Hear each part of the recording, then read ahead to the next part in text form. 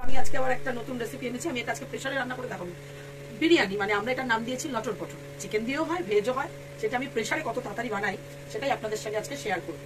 দেখুন, যতটা পরিমাণ ততটা সাদা তেল দেবেন। তেলটা ভালো গরম হয়ে গেল, গোটা মশলা দিয়ে দেবেন।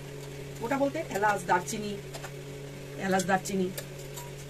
গোটা গোলমরিচ, 4টে লবঙ্গ। তেলটা ভালো গরম হয়ে গেছে।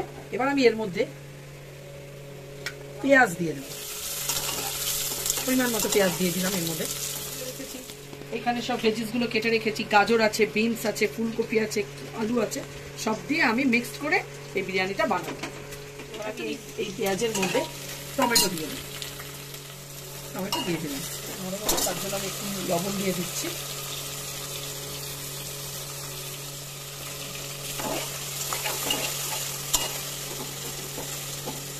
নরম হতে থাক। পেঁয়াজ একদম ভাজা ভাজা হয়ে গেছে। এবার আমি একে একে মশলাগুলো দেব। এখানে আমি আদা বাটা দিয়ে দিলাম, রসুন বাটা দিয়ে দিলাম,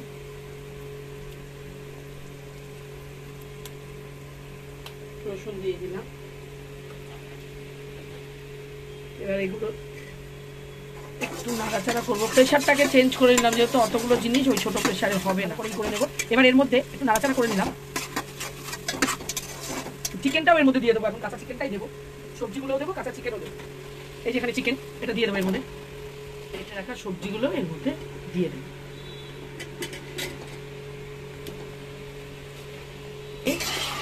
চিকেন দিয়ে, আদা রসুন দিয়ে, সবজি দিয়ে ভালো করে এটাকে আমি এখন একটু ভাজা ভাজা করে নেবো। যা হালকা, খুব একটা বেশি করতে হবে না। মশলাটা দিয়ে সব কষানো হয়ে গেছে। এবার আমি এক এক মশলা দিয়ে দেবো। হলুদ গুঁড়ো দেবো, একটু ঝাল লঙ্কার গুঁড়ো দেবো। মেন জিনিস মানে হলো শো স্টপার, সেটা হলো বিরিয়ানি মশলা, সেটাও দিয়ে দিলাম।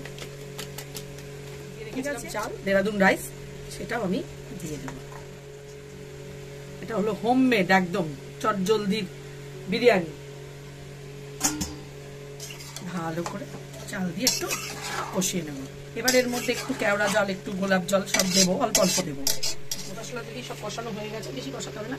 এবার আমি এখানে এক চিপি, পরিমাণ মতো, বেশি না দিলেই ভালো, গোলাপ জল মানে খুব কম দিতে হয়, মিঠা তো জাস্ট এক ড্রপ। আর দেবো কেওড়া জল,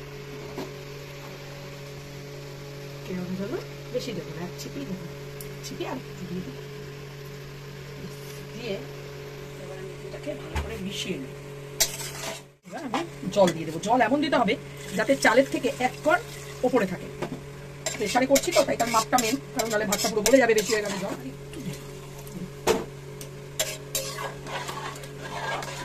একটু আন্দাজে বুঝে নেবেন যে এটা এক কর বেশি আছে, দেবো না।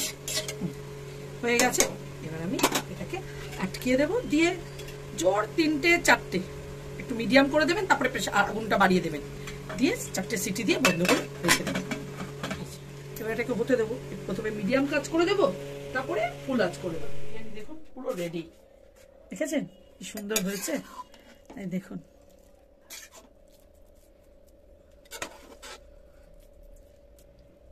দেখুন একদম রেডি। তার সাথে একটু স্যালাড,